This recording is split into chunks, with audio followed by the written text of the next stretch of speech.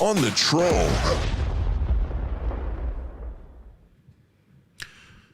Hello and welcome back to Mzansi. We're back again. I'm sure you're wondering why we're able to shoot around this time. Well,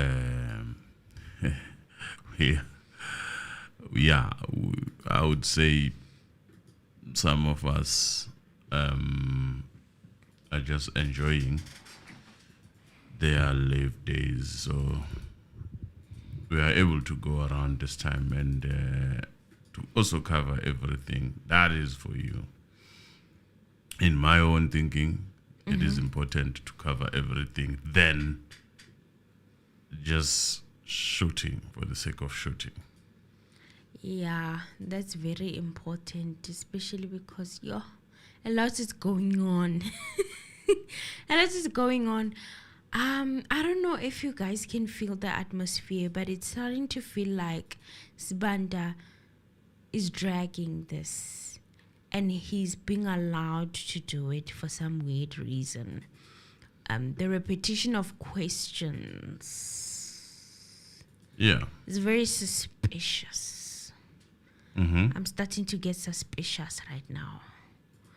Why is he allowed to get away with repeating questions over and over and over, whilst the people that were defense, or that is their job to kind of do what he's doing, are not allowed to do that job and execute it in that manner? And he's part of the state, the prosecutor, but he's given all the platform. I feel like the plan here, he wants to put Muzi there for the whole entire week. It seems like that's the plan that he's got. Asking him the same questions over and over and over and over and over and over and over, and hoping to get a different answer, or hoping that he contradicts himself, or I don't know what the plan is, but it seems like the plan is to prolong this cross-examination until. So he might even take the whole day today. Yes. And I don't understand. I don't get it, because if it was the defense, there's no way they would have been allowed to do what he's doing. No. Even in the manner of questioning, no way. That judge would have put a stop to it a long time ago. But this time around, he's just staying out of it. And it's very suspicious. It's suspicious. It's very suspicious. I don't want to lie, you guys. I'm like, saze safa. I'm a question, a pinda many times. Saze safa with the repetition of questions. But it's fine. Muzi has it together. Because, I don't know, maybe they're hoping he will lose his temper or something. I don't know. But considering what he's been through according to his story and how he's narrating the events that took place, he's learned how they operate. So he has a thicker skin. Oh, yeah. Emily, just one correction that I would like to make. All right. Do you know what sekhametse mean? Sekhametse. Sekhametse means collection of water. We are collecting water. Yeah. Sikamanzi. Yeah, sikamanzi. Yeah, that's a correction I'm getting here from Seha. It's saying, hi, Mr. Anonymous, just correction. Seha in full is Sekhametse. Kind regards. So the name is in short when it says. So yesterday, I think when I called it, I said Sega. Oh, and you said Sega. Just before we even start, let me correct that. Apologies, Sekhametse. I get now the name, because when it reads different when it's full. Yes. For me, as a Zulu person, maybe someone else. So now I get the meaning. Sekhametse. Right. Welcome, Sekhametse. Welcome, Sekhametse. Sikamanzi. Because they translate as Sikamanzi. Yeah, I need to digest it. Yeah. So Emily, In my own thinking, if you ask me, it's like the instruction is that just take time while maybe we get something. It just doesn't have, I mean, honestly speaking, let me first say this. The man, Muzi Sibiya, is just sticking to his guns, regardless of what is what and where it is. He's just sticking to his guns. So maybe there's a bit of dragging, and maybe there's a reason, maybe, or just maybe we're still trying to find or build something that is going to come and debunk what is said in that court by these accused. Just maybe. And look, I would like us to sit on speculations as much as we can. Well, not on this video. On another one, maybe a different one, just to portray something that we were talking about. And obviously, we must find a way of crafting it without having to say things that might sound as if we are saying something that is not the case. There is a very interesting angle that you were discussing just before we went live. It will clear some of the people, but the manner in which you put it, it needs to be into trouble. Yes. I'll get sued. But the observation therefore made on that conversation, they seem to be following a certain trend. We will talk about it. At a later stage, once we find an angle. There's a very interesting thing. Maybe we should just do it for a membership. Yeah, for membership definitely would be a lot more freer. Because if you get sued for membership, at least you got sued for people that are investing more. And you can always copyright strike if someone decides to put it on a more public can always right. But that being said, that's a discussion for another day. Yeah, because it is gonna get me into trouble. But it's a very interesting observation now that I'm thinking about it. But let's continue. Okay, hi guys, welcome back to the Mzansi Reality YouTube channel. This is what we do over here. We discuss the Senzo Meyiwa trial in detail, and we take you through the court, and we say, it's a safe space. You know, we talk about the things that nobody wants to talk about over here. So if you're new to the channel, please subscribe, hit that subscribe button. And if you're a returning subscriber, thank you so much for your continued support. We continue to do our best here to cover this case. And yeah, comment, like, share, and subscribe. Yes. Muzi Sibiya, accused number 1 in the Senzo Meyiwa trial, was back on the stand, and he is the defense's first witness. Yes. Yes. The state has closed its case. Now the roles are kind of like reversed, where the defense now are bringing their own witnesses, and they are the ones who are now doing the examination in chief, while the state is now doing cross-examination. I'm sure you already can feel the vibe that the state's cross-examination is less interfered with, it's freer, and it's making the defense counsel look like they are mediocre because they are massaging the witnesses' feelings, and whilst the prosecution is allowed to kind of cross-examine properly. You understand? There are this energy that this Sibanda is giving. It's the kind of energy I think most of us were expecting the defense to give to some of the witnesses. In fact, all of the witnesses that would come and testify. However, it's not happening in this court. All the time when you start to push, you just to make it easier for you to understand. When Mshololo questions some of the witnesses, she was sort of regarded as a person who's maybe mean and all that. But why are you shouting? Why are you shouting and all those Sibanda things? can shout all he likes. Yes, No one yes. tells him that he's and shouting. And put his assertion the way he wants to. Even if they're wrong. Even if they are false. wrong, yes, it's okay. It's okay. It all continues. And that's the difference between the two. Difference. When you try to object some of the things, you are most likely going to be overruled. Yeah. While when the state was objecting, it would be even corrected and assisted to such a way that it crafts this submission properly. Yeah. And those are the differences that you must also look at, which tells you, in my own opinion, that the state, the judge, the court itself is more in line with the state.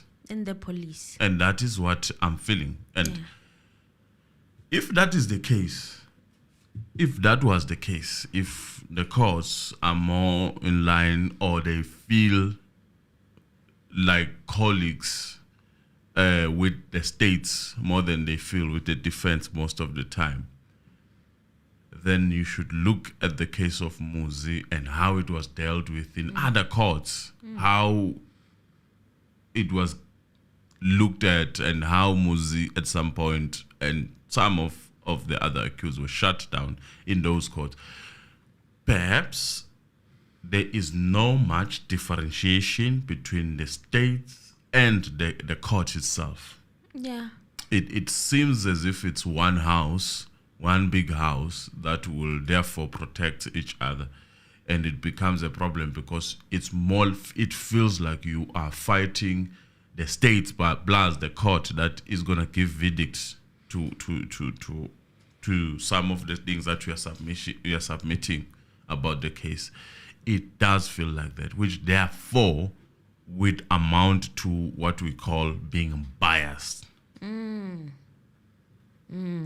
obviously it is our own observation on the basis of how they are treated in court, on the basis of if something happens that seems to undermine the court, like the issue of whatever that they claimed they had access on, this so-called classified documents, where eventually it was more like they did not have access, but the judge still looks at it as if they had access. Basically, no proof. No. Or whatsoever that's suggested otherwise, as they submitted that their clients were not looking at those information. They were just looking at, was it a charge sheet? Yes, they were looking at a charge sheet. But it even today it is still referred to when they are trying to declassify some of the dockets. That they were looking at the confidential document. Yes, those are the things that you have to look at. And those are the things that would therefore amount to what we call biasness. And this is according to obviously our own observation.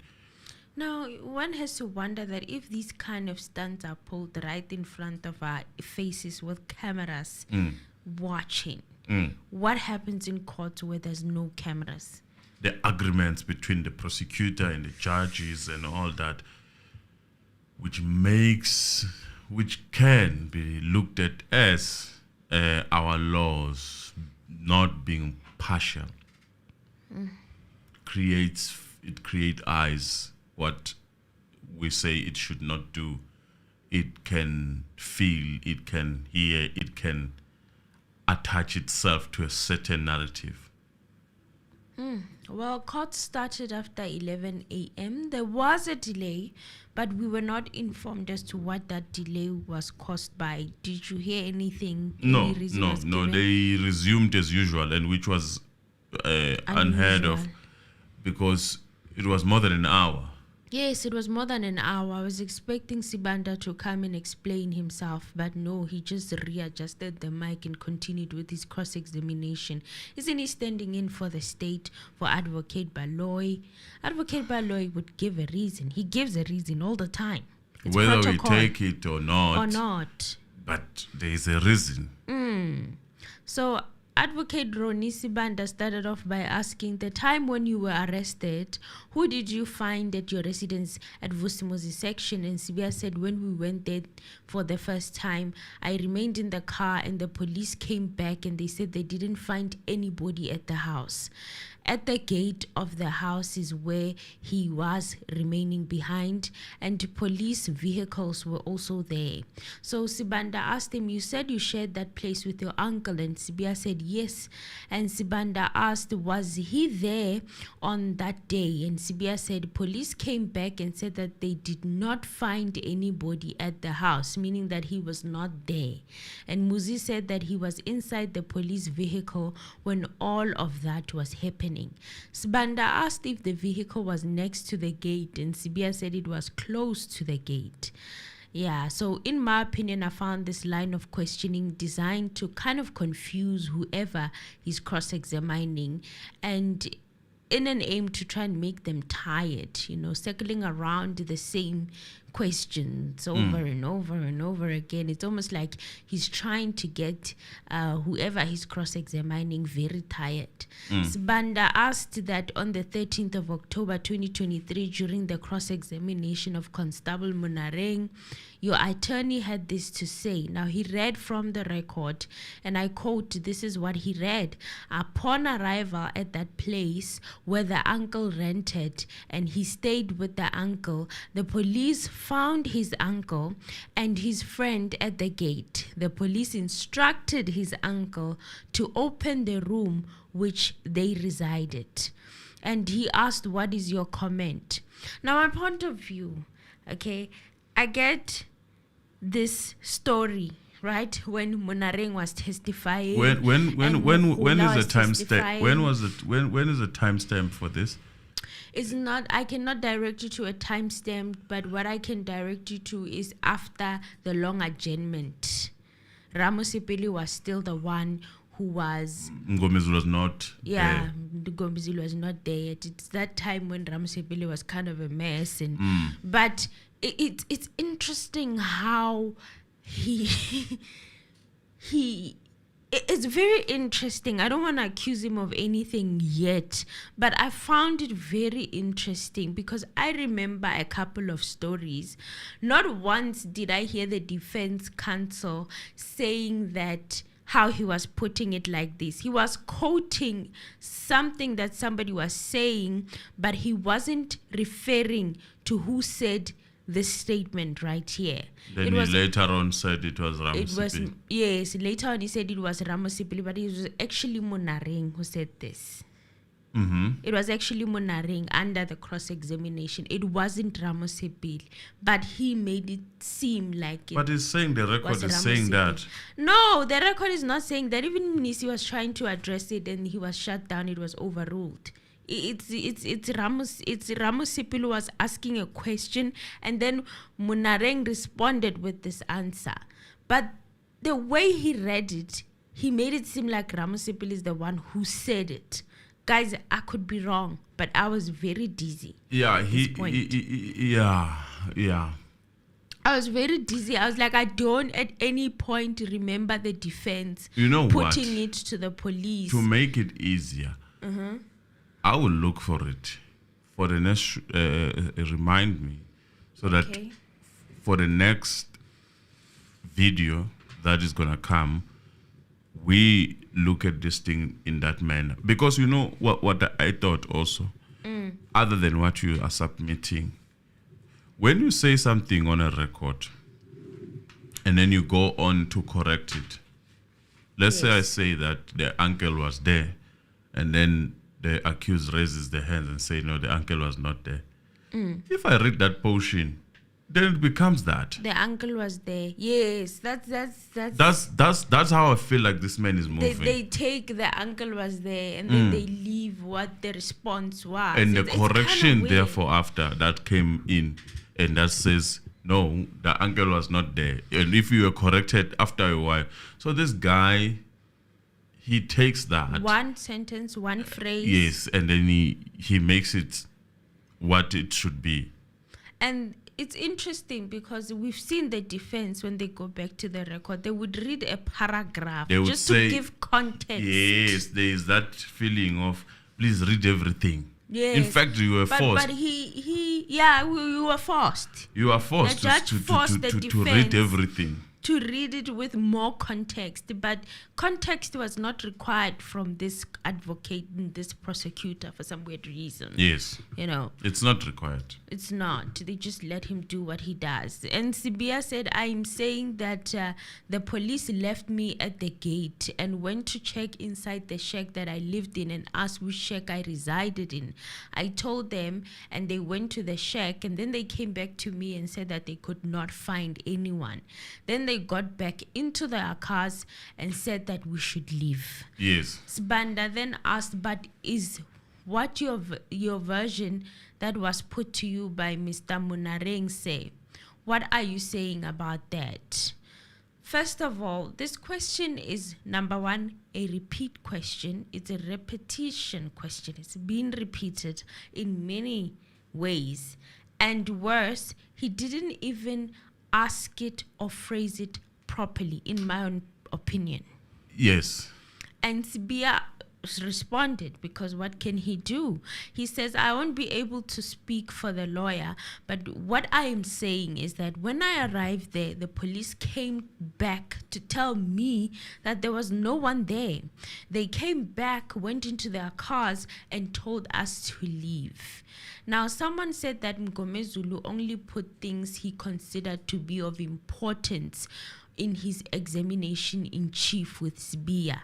And I agree. Okay, I agree. Like, he took what he considered as important. He didn't quite unpack the story step by step, nitty gritty.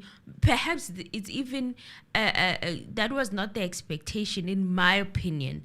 Maybe they thought that he would take the whole day with Muzi doing the evidence in chief, but somehow he ended up to take half a day. Was it half a day? Mm-hmm. And now we are in this predicament where now, we are feeling like questions are being repeated. This is a stretch. It's almost like the timing or the time that was expected to take, it didn't quite do that, because Mgomezulu only went through the highlights in his examination in chief with this particular witness. And rightly so. I felt like he was also saving time. Some of the things are not worth saying. And now Sibanda has kind of taken this and is asking about everything, every nitty-gritty detail that, in fact, does not even help the state's case, It's not. It's because not one thing I can tell you, Muzi might be forgetting some of the things, but he's doing exactly what I said. Do you remember when I say, even if we are going to lie, don't tell a lie that has a lot of explanation. I remember. Because I was listening to him. Some of the things that he says, they automatically just sync and collaborate.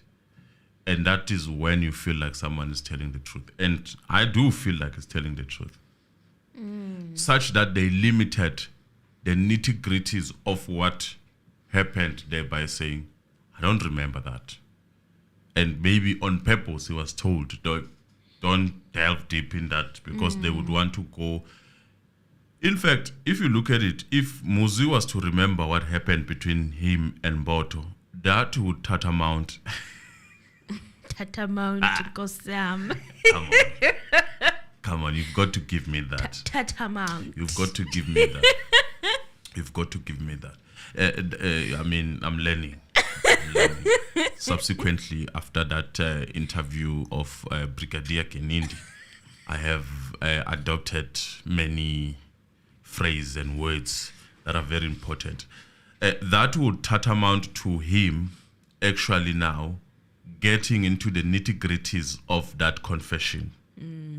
And I know that many of you were asking the questions as to why he doesn't remember. He forget. Some people called him and said he has selective amnesia. No, it's not. that would tantamount to him giving that confession that the judge is so he wants. Would gladly take in this case, He's in my ready own for it. opinion. Nyambono, That's why he's even saying, He's why you asking, want to remember, why won't you why won't you want to talk about that? And then he reminded himself, he's like, no, it's okay. And then he started to show as if he's writing, and that I think it's a smart move, because they knew that if they delve into what happened in that house more, then you will end up saying things that are actually regarded as the so-called confession. It's a smart move for me. Smart move. And I was asking myself why. Because I was asking myself, when the way that they've packaged this, it has purported itself. Purported. Chesum is the as it has purported itself as this sneaky way of bringing what actually was said on that confession, and therefore when the judge ruled would say that in any case we have touched already in the main state, inside what was in those main statements. Good move. Good move for me. If Ngome Zulu and Ramusipit came with this, it's a smart move. It's not an issue of that these people have amnesia, but noticing how the so-called judge, who always says, I will be fair to you, I think you are, all the time, he always puts that disclaimer. Yes. And that disclaimer is not in a sense to help you or to stop you. It's to say, continue going that direction. I can therefore say you have already touched on the main statements. And he does that a lot with Msholon. Yes, you've already poked a hole. We might as well just go in. It feels like that. So when they said like no, all the time. It feels like a trap. when they sat down and maybe discuss, forget what happened in that case, forget what happened in that house, inside that house, forget all the questions. It was a smart move. So Sibanda then asked, so you are distancing yourself from that assertion. And I kept asking myself, from what assertion? Is it what Monareng said, or is it what Mgome Zulu said on behalf of accused number 2? Is it what Ramos Sipele said? What assertion is this, And I felt the need to want to go back as well to the testimony and be like, listen to it again, but I couldn't get the opportunity to do so. We have a lot to unpack here, but I was like, what assertion is it? But Sibiya responded anyway, and he said no. If the lawyer put it how they put it, it does not mean anything. Perhaps I explained and he did not understand how I was explaining it to him. I can't speak for him, but what I'm saying is what I'm telling this court I now. like that, and I'm hoping that the defense, more so Mgomezu, in his re-examination, he would address such things, because he has let this man say whatever that he wants to say and put the question the way he wants to put it. Maybe it's digging the holes for himself to say that maybe when we debunk to such an extent that there is no comeback. Let him wrap himself around, because he's doing this thing and asking questions that some of them are even wrong, and some of them you feel that they are wrong because you are listening to this case yourself. But they would just keep quiet, because in any case they stand more chance of being overruled. They just deal with it. We saw it today. Remember yesterday I was like objecting, but today they were crushed down. They were shut there down. Is that the resistance. Overruled. There is that resistance that comes with that overruling. If you have noticed the arrogance and the I'm in charge type of vibes, which there's nothing wrong with it. There's nothing wrong with that. if you feel that you need to have authority in your court at this point in time, we respect that. Be authoritative in your court. Be in charge in your court. Run your court, as they say. You are not a merely what we call a spectator or something. That's what Rob versus Hepworth says. You are not just a person sitting there, as you also need to participate and try to assist the court to arrive into the better conclusion with dignity. So we understand that we are not a referee. But my feeling is that it changes now that the state is not leading evidence, having the witnesses that are there on the stand. It just seemed to adjust this Rob versus H. And remember how the first time his first day, he brought Rob versus Hepworth as a message to the defense. Yes. He never addressed the state. He was talking to the defense, telling them that this is not a boxing ring. He set the bar, he set the rules for the defense. Hence, I'm saying that it surprises me that some of the mistakes that maybe might have been made on the record and later corrected on the very same record, someone uses that portion, that snippet to say that is what your lawyer said. That was what was said. It surprises me because that is not how I understood Rob versus H to be. So even when I was listening to this, I was like, why is the defense not checking this record? Because something is fishy here. It doesn't feel right. Something's not right. I find it very suspicious. I felt like he quotes things that were not said by Mgomezulu to confuse Sibiya. And I don't know how I feel about that, because if it was done to the witnesses, the judge would have definitely said something about it. He would have interfered and protected the witnesses or something like that. Or maybe he's letting it slide because it's taking him to the judgment that he already has, in my opinion. Yeah, and in doing so, it seems as if he is attacking the character of an advocate, in a sense. He's more of that, attacking the character of an advocate, more than trying to seek the truth. Here the aim is, if you cannot debunk the theories that are put there, it seems as if just attack the character of those who represent Sibiya. And in a sense, he repeatedly says, are you disassociating yourself to what, when that confusion is created with those snippets? It seem like the lawyers lied on Sibiya's behalf, which is very. But we know in the very same court that this was corrected, and if it was said it was corrected, how do we know that? Because the line of questioning that followed after that, they were saying, this is the case. The uncle was not there, and I don't know how many times when Mr. Mgomezulu finishes with the witnesses that were brought there, and he would narrate the story of Muzi Sibiya first, how he would narrate it, just for them. Also, the police who were so-called arresting police.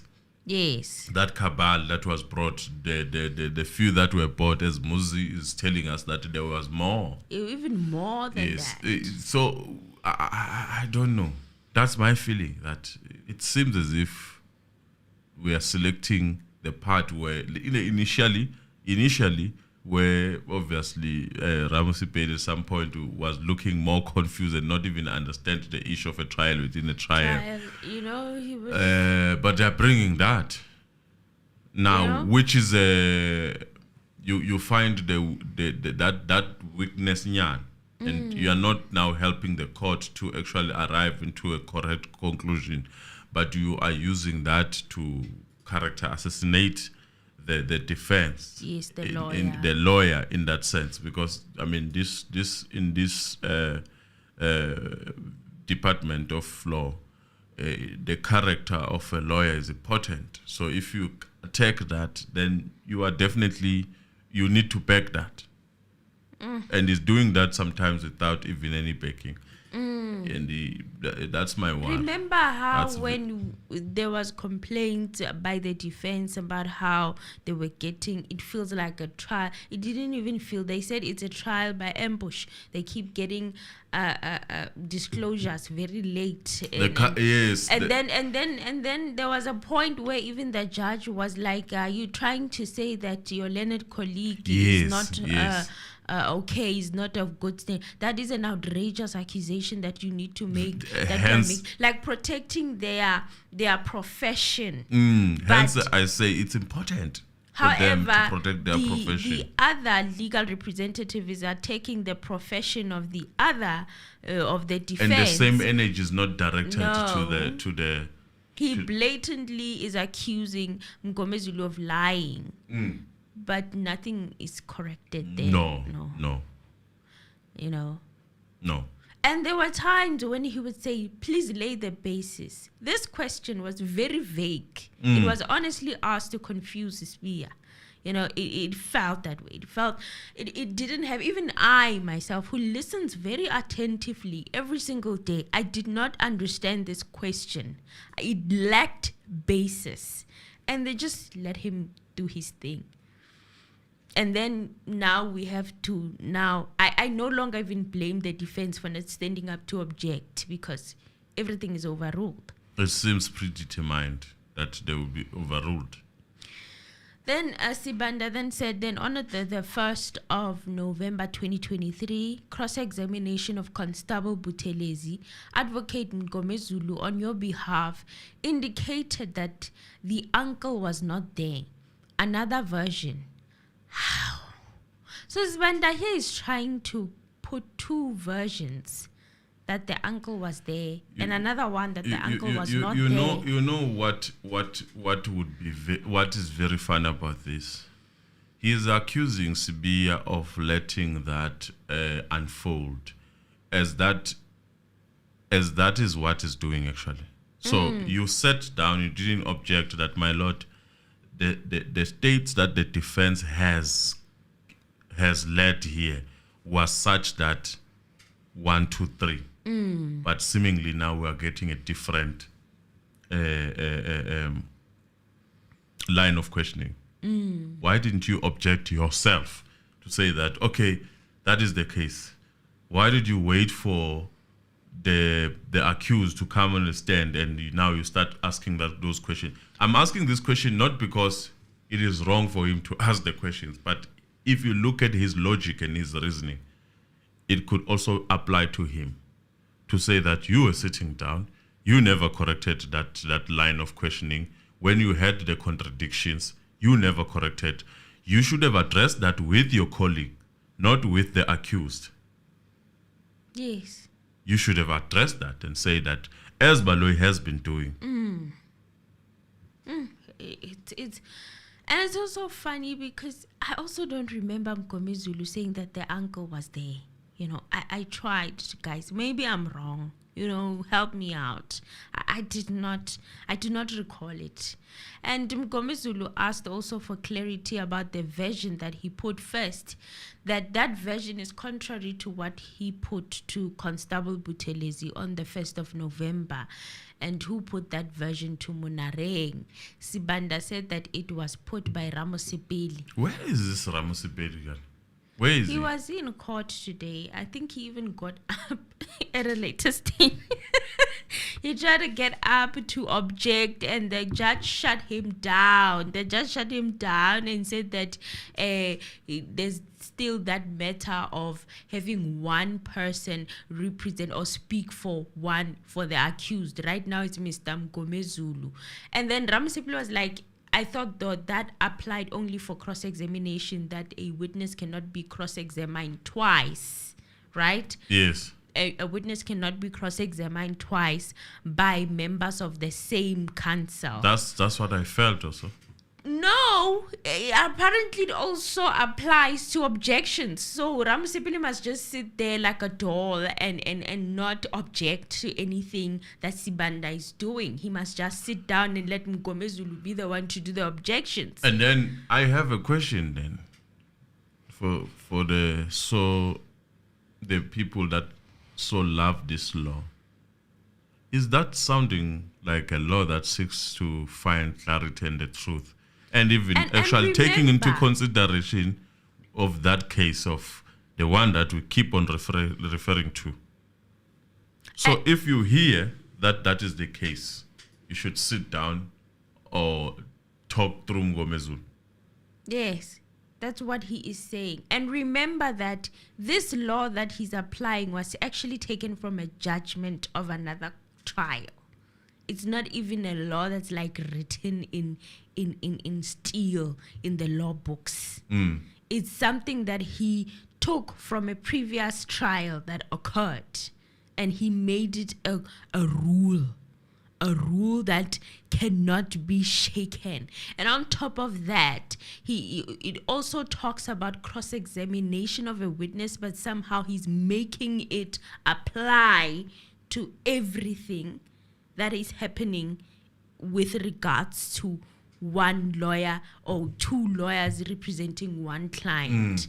He's making it seem like now the other lawyers must just shush and not participate in the trial. And just to compare with Mr. Afro, it was more relaxed when it comes to that. Yes. And I remember at some point TT would be allowed. Yes, TT would be allowed to assist while he was still assisting Advocate Defo. Yes. He would be allowed to say some of the things. I mean, if something pops up now, and you can all see that Mgomezulu is not really active when it comes to this objection thingy, but Ramasipili seems to have a hang of it, right?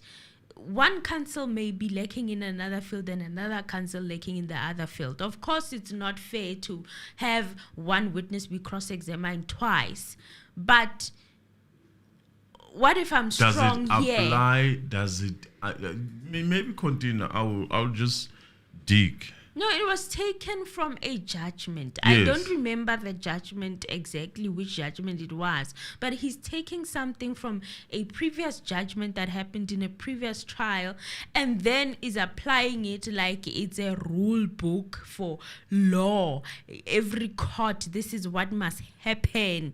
It's even in the law textbooks or something like that. You know, and I just don't know if I'm very comfortable with that. I feel like it's been abused at this point, in my opinion. Then Sibanda asked Sibiya, do you realize, say, that these are two mutually destructive versions? And Sibiya said, I cannot speak for them. But what I'm saying before the court is that they did not find Umalume because when they came back, they said that they found no one at the house.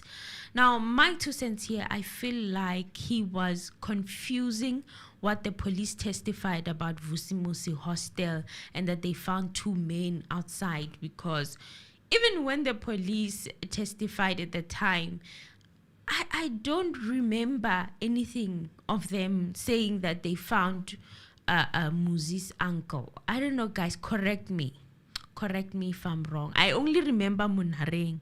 But the other police officers, everyone else, did not mention that they found the uncle. You know, there was no mention of him that much. The only one who mentioned him was Monareng. And now it feels like this lawyer in particular, Sibanda, confused the part where was it Mukhula? The female, Mamfundisi, she said that they went to Vusimusi hostel and they found 2 men outside at the gate and they asked them what was going on.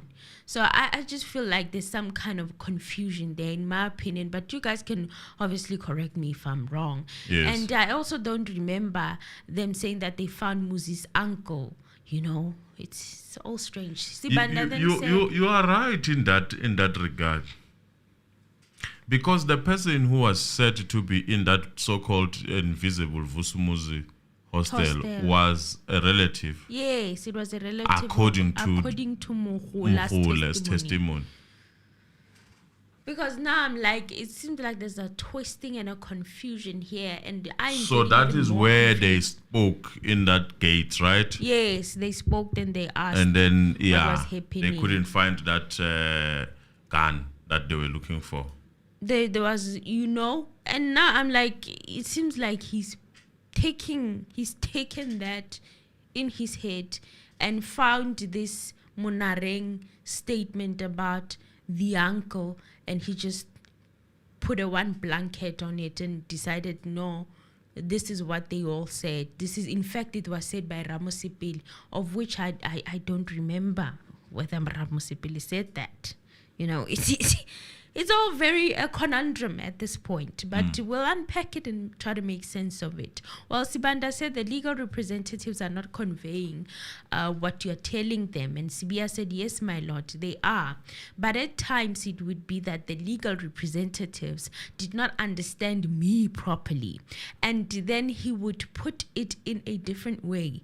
I cannot do anything, but knowing that my chance will come for me to explain it in the court.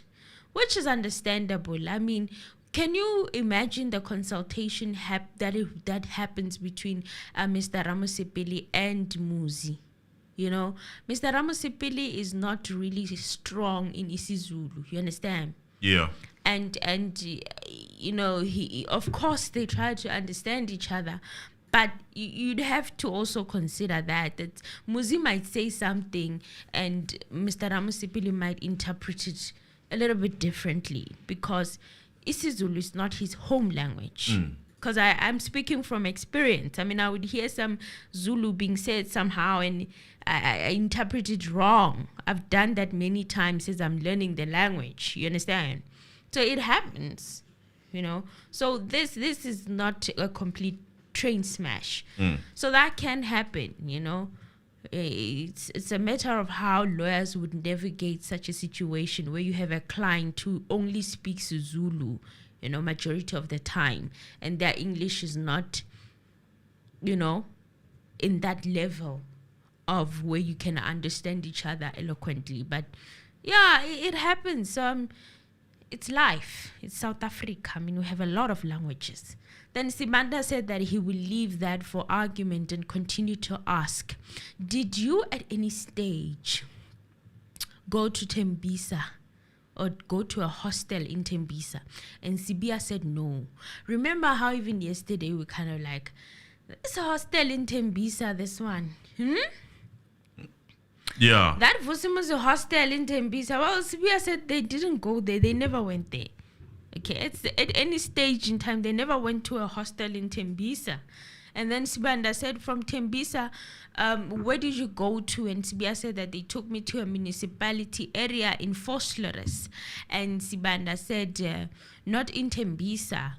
Well, this question was very confusing, but accused number one handled it very well. I mean, he kept asking one question over and over. Tembisa. It was not Tembisa. You never went to Tembisa. I'm like, this guy is really getting away with this guy's getting away with this. Because you got prosecution. Then Sibiya said, let me explain it well. When I listened to the question of the court, it seems as if I'm being asked that after leaving Tembisa, where did we go? And Sibanda said, let's pause there before we go to the hostel. Let's go to the place where you were arrested. How were you dressed on that day when you were arrested? And Sibiya responded that he was wearing a sky blue Brentwood with a white vest and an Adidas tracksuit top and Adidas flip-flops. And Sibanda asked Mohola, said you wanted to change because you were afraid some inmates would steal your expensive clothes. And Sibiya said no, it never happened like that.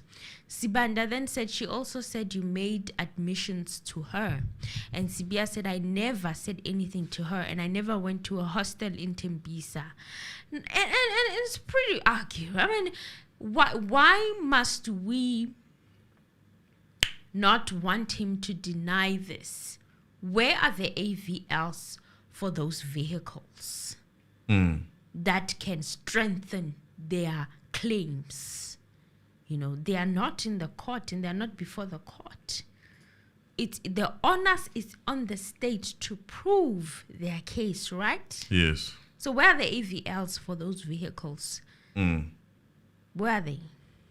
Then Sibanda then said she further testified that at no stage were you ever taken to a hostel in Tembisa. And Sibiya said, I'm here to explain all of that.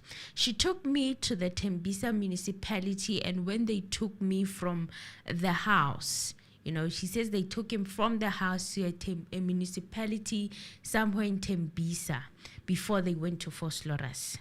Consistently answering that question in one way, not being confused. I mean, even if they say you were trained, and I want to touch on that. And coached. Some people are you couldn't have been coached more than the people who were in the house and everyone else who has come to testify here. Because the time is not that much for you. No. I mean, you go to court up until 4 and then day. That's it.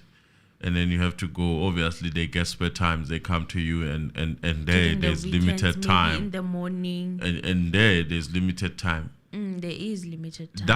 That would amount to one thing. That you are telling the truth. Because you know your story. That would amount to one thing. Your answers and your consistency not being able to switch off or being flipped just because someone is telling you that your lawyer has said 1, 2, 3. It shows that you have the narrative. Regardless of what the lawyer have said, you still have that narrative and you are owning up to that narrative. And only a person who's telling the truth can stand still like that. Well, Sibiya said, I'm here to explain all of that. She took me to the Tembisa municipality, and when they took me from the house, Sibanda then said, Buthelezi said they found ammunition in your shack. And Sibiya said, no, my lord, it never happened like that. So this is quite interesting. Hey. It's quite interesting because in my speculation, yes, I always had this speculation about this black plastic bag and how it was found. So for him to say that it did not even happen that way, it did not even happen like that. Yes. The way that they are narrating that they found ammunition in his shack. You and of course, they didn't want to give him, or he didn't want to delve deeper into what that. I like about that, a theory has been put that there were ammunition. In fact, you were even charged for this so-called ammunition. And convicted for it. The manner in which he did not go on explaining how that thing could have been blunted, he just said that did not happen. Simple as that. Something of that nature did not happen. Collaborating the manner in which how he was apprehended and then dealt with, and how he went to the house and they knocked, no one answered. They came back and said no one is in the house, and then they left. And then later on, they came back where the doors were kicked, and then from there they gained access in that house. And then from there, he still says, even with that access and being shoved inside that house, rough so, according to his theory, he did not see anyone saying, hey, I got the ammunition. Here we go. Let's take a picture, actually. Because that's what happened. Pictures? Yeah, there were pictures, these people. Where are the pictures of these people finding this so-called evidence? They should be using those pictures right now. It should be like, here's a picture of you in that shack on the day that they found the ammunition. Where are the pictures? There are no pictures. And also, and that begs the question as to how was the other case even won? Because also, remember, we went through the judgment of the other case. And going through it, we got to understand how he was arrested for the illegal substances case. But the judgment did not explain the ammunition one in detail. Remember? Yes. They explained, the judge said that he was found during some, what search. did the police, that they did, they raid. It was a raid that they were doing in Tembisa, and they found him in his home, and they searched him in the pockets, and they found the illegal substances and 580. But when it comes to the ammunition charge, there was not much deliberation on how it happened. And in fact, I wanted it. But in that judgment, from my research, I didn't. And mind you, the very same case was thrown off. Initially. Only when it was resurrected by the cold case unit that it be. And then the details of the one he's convicted 12 years for are not available online. I'm sorry, I couldn't get a hold of them. Those ones are obviously with the police and the courts. But it would have been interesting to go through that. But there's a pattern here that is very interesting. Cases that are done, closed, does not have evidence. They're resuscitated. The evidence was not obtained in a correct and the right way. They are brought back. To life, and they stick this time around.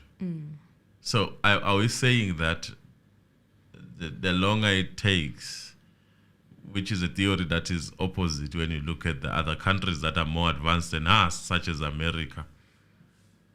I was saying that the longer it takes with one case that maybe might have initially been struck off the wrong, then the evidence becomes more sweeter, and then it sticks eventually. There's a reason why it's called a cold case. There's a reason why it goes cold. And that begs that question also of saying that are these things happening because there is so-called this relationship between the state and the judges, where judges might even have judgments that are seemingly doing favors for the state to actually have a case or a solid case. So to solve the issue of Senzo Meyiwa's case, you have to paint these guys as these bad people. Horrible. You must find these cases, small cases that were not sticking previously, sticking. Many pending cases. For someone who was working properly, someone who had worked, who had a job, all of a sudden, Tanzi has turned out to be this bad person that all they do is crime. Yeah. Criminal. They're even providing. They are these horrible guns. person. They are providing all these other things to. That's what I'm trying to say.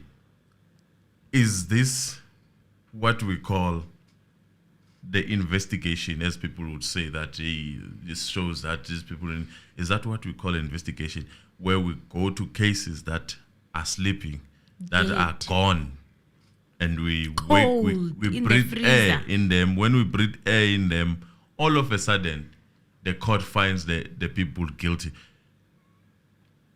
And we must look at the fact that when the court finds these people guilty, normally the lawyers are of the states, basically from the state.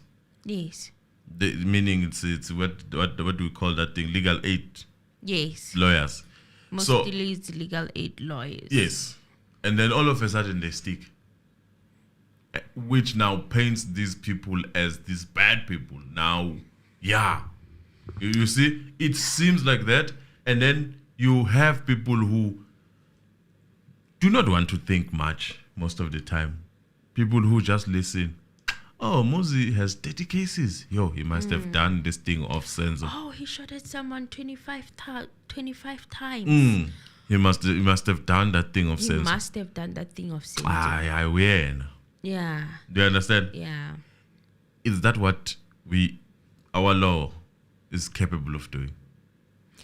And to even top it, when you think Muzi had legal aid lawyers with the illegal substance and ammunition case, and he also used legal aid allegedly with the other case of attempted murder. So, yeah, that's why. Because they don't have money. I wish all of these court cases were made publicly available for us to we scrutinize them the same way. Transcripts. Yes, we are scrutinizing this case that we have now because we have access through this case through this SABC and all that. Luckily. But what about the cases that are in closed doors? A lot is going on. A lot is going on there. And then I'm just gonna say this to this so-called Pepe person, and I know they are back. They've been saying a lot of things. We have, if you have been here, explained why the 20% remembering of the events you made for that thing of. I think we did, didn't we? We started with it in the very same video. Just reverse back nicely.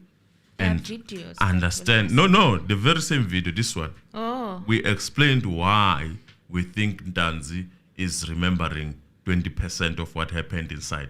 And just for your summary, that would amount to Ntanzi talking about the nitty-gritties of the statements that we are in a trial within a trial for, which would defeat the purpose. Which would also throw them inside the bus. I'm just going to leave it at that. I mean, people must use their brain. Hey, it's like a trap. Yeah. Him in entertaining that Mbotho statement is literally a trap. A trap. It's a trap, and it's not a lawyer. Yes. To be able to navigate and know what to say and what not to say. Yes. He's not a lawyer. No, he's not. The best thing is not to talk about it. If you don't know it, don't talk about it because it's a court. It's your life on the line. What can Pepe change to be? Is it Jessica? It can be also Jessica. Sometimes. Yeah, sometimes Jessica. Yes, Jessica Pepe. It's a troll. Yeah. It's a troll sometimes. Yeah, your name changes. It changes all the time. There's Jessica, there's Pepe. So, Jessica Pepe, you are addressed. Sibanda said, do you recall which charges you were facing there? And Sibiya said, they said, I have a case of ammunition. They said, I have a case of illegal substances. And Sibanda asked, where does the ammunition charge come from? And Sibiya said, I don't know where they got it from, but they charged me for it. And Sibanda asked, it was the evidence of Buthelezi before this court that ammunition was recovered inside your shack? And Sibiya said, no, there was no ammunition that was found in the shack. I stayed in together with my uncle. Sibanda then said, what did you appear for the first time? Which make matters worse. Let us say, for argument's sake, yeah, that ammunition was found in that house. Yeah. For argument's sake. Yes. But if I reside with you, my uncle, shouldn't the uncle also be taken for questioning? They should be taken in for questioning as well, because there's no telling who it belongs to. Unless there's a witch hunt happening. Or it could belong to the person who they say it belongs to. Unless there's a witch hunt happening. Was the uncle taken to be questioned about this thing? And I can give you a free answer for now. No, I don't think so.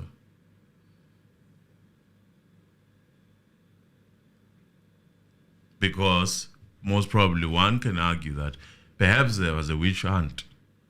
Yeah. We're looking to arrest you so that we can get you for Senzo's case. And that's basically what we are thinking as the public, as we see these things happening. And it's not that we have better information, but based on what we are hearing and when we follow these cases and what is publicly available. When you are capable of thinking and looking at things objectively and you see such things, it's not difficult. The issue of the uncle.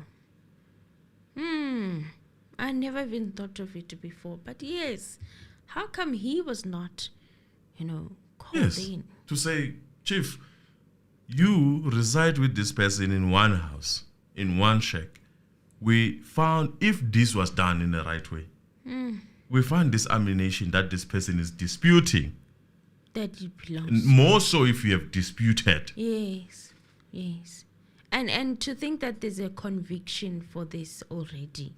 Now I really want those transcripts. I mean, just to be fair, make them available. I mean, why you got to hide them from the public, you know? It's because the way judgments are done, eventually, if they were to make these transcripts available, some of the cases would go back for a review, because that's my thinking. If you look at that case now, and with what we are submitting, just as public people, don't you get excited as a lawyer to face that? Ha, Mchangura. The money is to the state. Any lawyer would take that case. But although it's a long journey, and by the way, congratulations to that, please call me guys. Yeah. He got 25 billion. Is it 20 billion or 25 billion? It sounded like I read billion. it. I haven't read it properly, but Vodacom has to pay him with. They offered him initially 45 million, right? Yes. 47 million, if I'm not mistaken. And they refused it and said, no, I need more. Can you imagine 20 billion? It's a but lot. let's continue with the case. Then Sibanda then said, when did you appear for the first time for the ammunition charge? And Sibiya said that it was on the 1st of June 2020. Now at this point, I was beginning to feel annoyed. I mean, where are we going with all of these questions? What is the bottom line? You know, how is this making him the person who committed the crime? Because all of these questions to me at that point, they just felt like a drag, in my opinion. Then Sibanda then said, when last did you attend to that particular case? And Sibiya said the 12th of December 2023. Then Sibanda asked, was there any findings in that particular case? And the judge said that the question is disallowed, because now he was trying to ponder onto the other case that he just got a conviction for. No, I like I mean, initially it felt like someone needs to object, but after realizing what happened, it's okay. When you object, I like how Mgomezulu just kept quiet. Because it has no relevance. That's what the judge said. It has no relevance to the trial within a trial, and it is also self-incriminating if he answers it. And but he left him to start with. Like, it was after the outcomes and whatnot. He saw that nobody's objecting. Yeah. Why should they object if you already have answers? You decide. People were frustrated with Mgomezulu. No. Say something. No, you decide. I mean, guys, no 609. No, the judge must decide. If he feels that this one is right, not allowed, he must object himself. He must allow himself all that. I mean, I would have also set it out and said, okay, let's talk about it. Maybe it will give the accused a chance, because the guy was not hiding. And sit with your notebook and note it down. What you should what you should applaud this Muzi guy for. He was not refusing to explain about that. No, he didn't say that I cannot talk about that man. No, he wanted to explain, because he feels that those cases, this is my thinking, that is my thinking, they are bogus.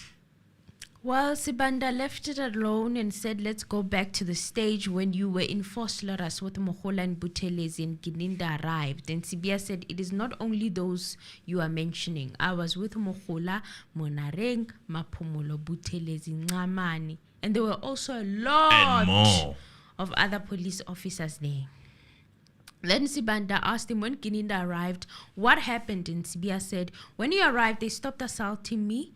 They had a private meeting. Then Gininda came back and started asking me questions. Sibanda said, did they beat you in an open area or in an office? And Sibiya said, it looked like an office because it wasn't an open space. It was like a yard, you know. And Sibiya said that Gininda then said he knew I played a role in Senzo's death. I told him I knew nothing about his death.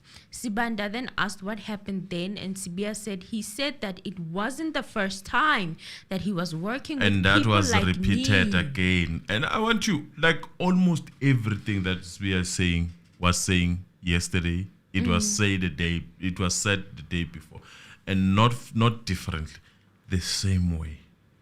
And for those who say he's being coached, what time was he coached? Were you there? How do you coach a person who's incarcerated?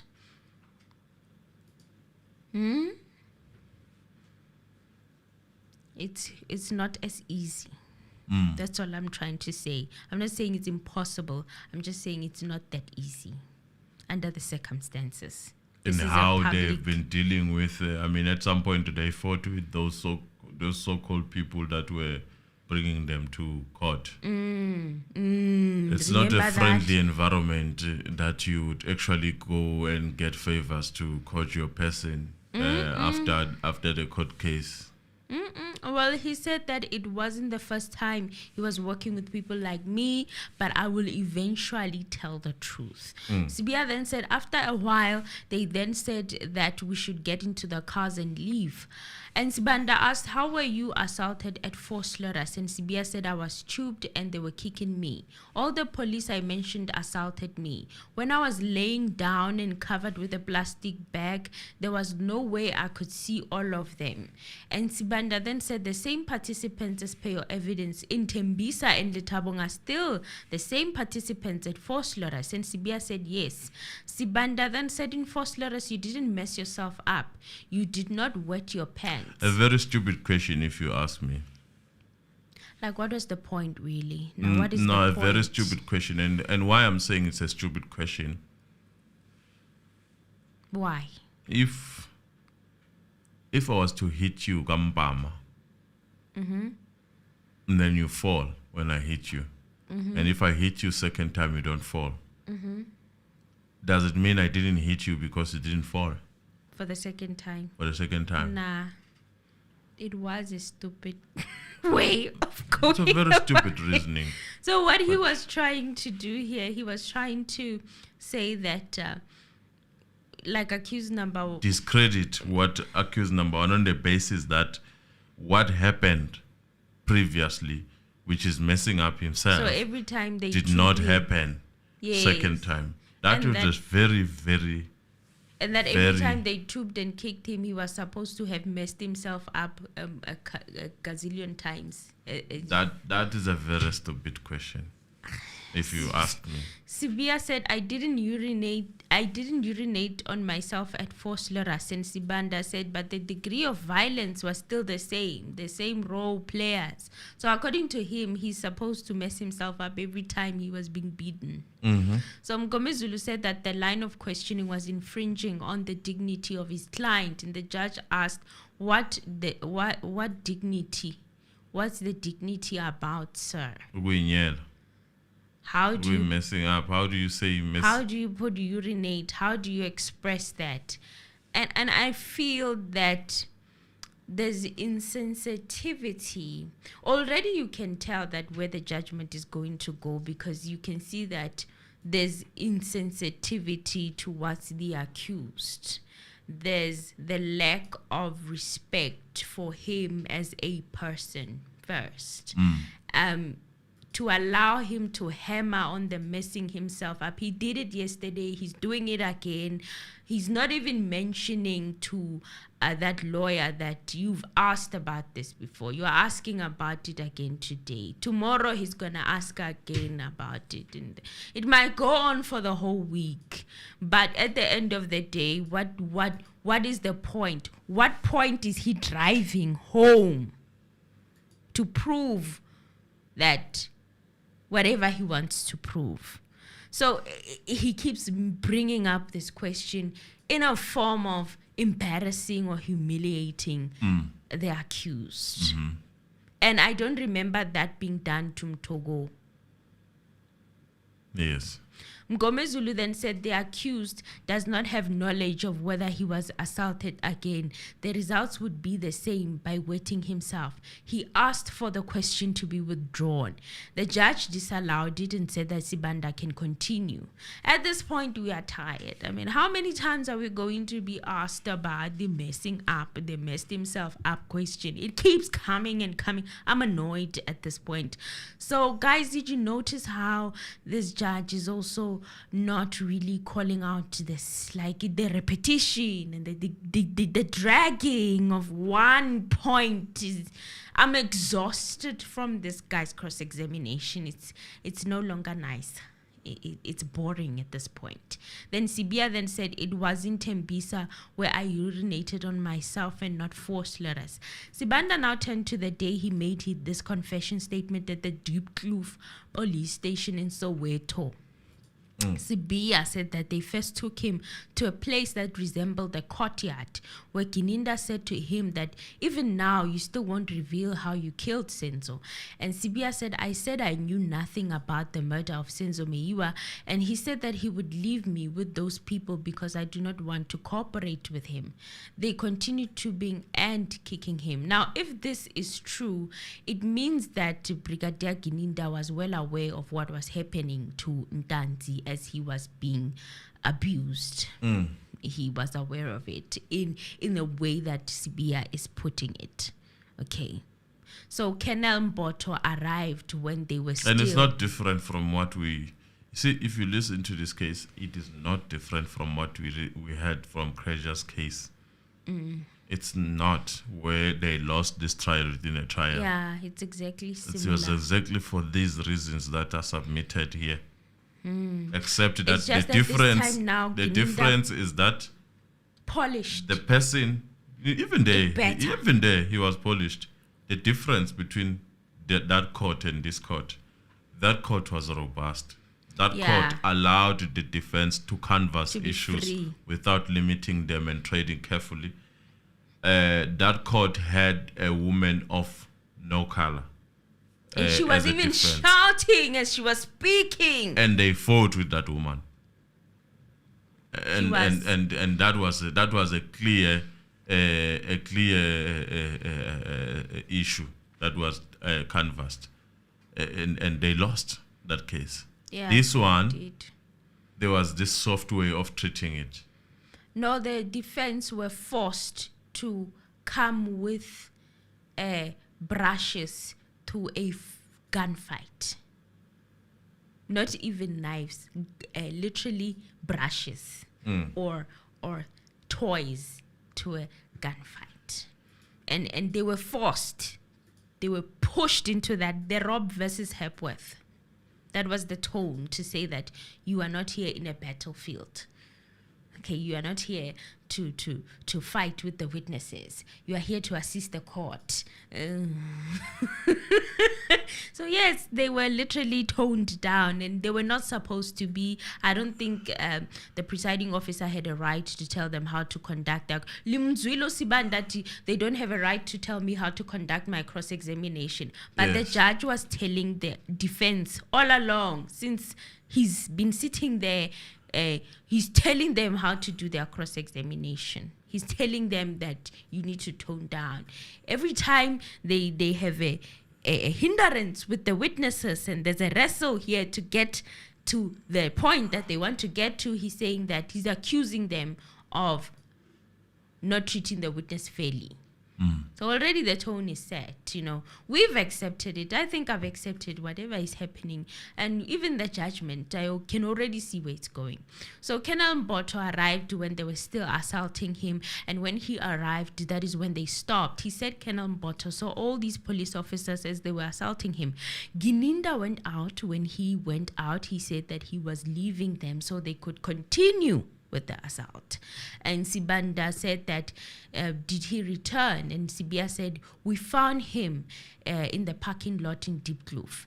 Sibanda said that it was the evidence of Gininda that he was never at Diepkloof, and Sibiya said he was there. And Sibanda said Buthelezi and Mogola also said the same. And Sibiya said all those people were in Diepkloof. I was with them in Diepkloof. Where are the AVLs of the vehicles that they were driving? The state. Where are the AVLs of all those many police officers who were there? You are telling us that you couldn't pull them. You only pulled for the Toyota Fortuner. Then Sibanda then said it was put to Brigadier Gininda on the 22nd of January 2024. Reading from the record, Mgomezulu then said, yes, what I want to put to you is what Colonel Mbotho has done with accused number 1, and you were not present, cannot be evident to me, end quote. So this is a quote from the 1st of November 2023. And Sibiya said, let me make this clear. Gininda left the premises where I was being beaten, and when Mbotho arrived, we were done with what Mbotho was doing. We found Gininda at the parking lot. And Sibanda said, I further put it to you that you are fabricating a story. And Sibiya said, no, that's not true. What I'm saying happened to me is what I saw. Sibanda said, even Mbotho said Gininda was not there because he would have given him the documents there. And Sibiya said Gininda was there. There's no one who knows when Gininda took those papers and gave them to Mbotho, apart from what he said himself. But I'm saying that he was there in Diepkloof. And Sibanda then said the part where you say you came into access with Brigadier Gininda at the parking lot was never put to Brigadier Gininda. And I asked myself, why does it matter?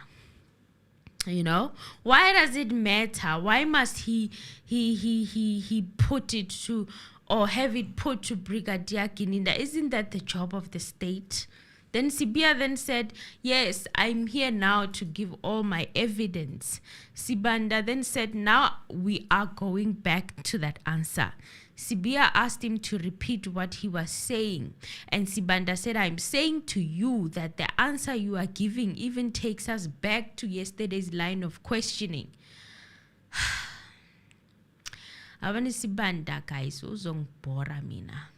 In fact, I'm bored already, even going through this cross-examination, but I will go through it because we need to understand what's happening and not speculate what he says. Yes. Then Sibiya said, paused, and then he said, okay. Sibiya paused and then said, okay, to him because he was saying that, you know, even yesterday's line of question, and I'm like, how? I don't understand. You know, Sibanda then said, I then put it to you that you said, what you said about seeing Gininda at the parking lot, you deprived this court of getting clarity regarding the whereabouts of Gininda. But Gininda also testified. Why did you, the state, not give clarity to the court about his whereabouts? Where's the AVL of the vehicle that he was driving? Why does Sibiya need to give the whereabouts of Gininda when an AVL can do that for the court? And he himself testified. He had the opportunity to give you, the state, clarity on his whereabouts on that day. But you didn't ask him about his whereabouts on that day. So how is Sibiya supposed to know? Hi, man, guys, I'm bored.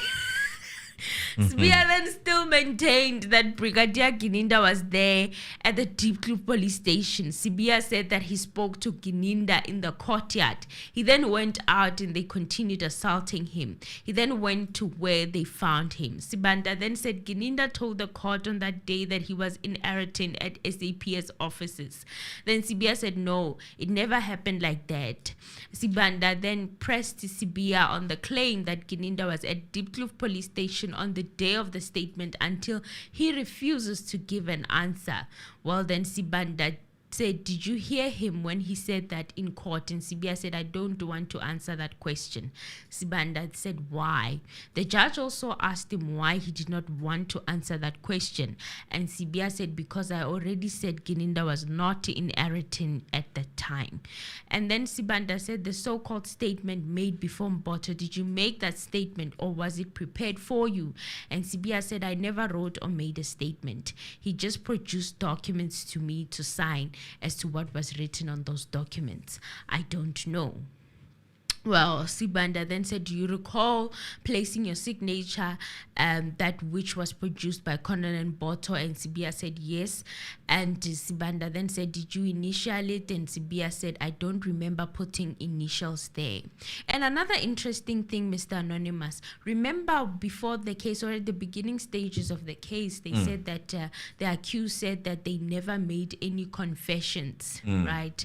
And then now it's been brought up that they are alleging that they were just made to sign these confessions. Now it's being painted out to be like, okay, they lied, of which I don't really get. No, they didn't. So Sibanda then said, what language did he speak? And Sibiya said Zulu. And Sibanda said, when he asked you, do you wish to make a statement, what did you say? And Sibiya said, he never asked me. Ngomezulu stood to object the question on continuing the on the line of questioning of performer that this man says, I was never asked about it. Yes. And then he continues to ask one piece by piece by piece by piece, and consistently Muzi saying that question was never asked to me, and creating the confusion about what we explain in terms of Muzi not willing to explain more when it comes to what happened to that statement, the nitty-gritties or the meat of the statement, and making Muzi look like a person who has amnesia, and that amnesia could have occurred, therefore the questions could have been asked. Yes, he really hammered on that, and it still does not connect.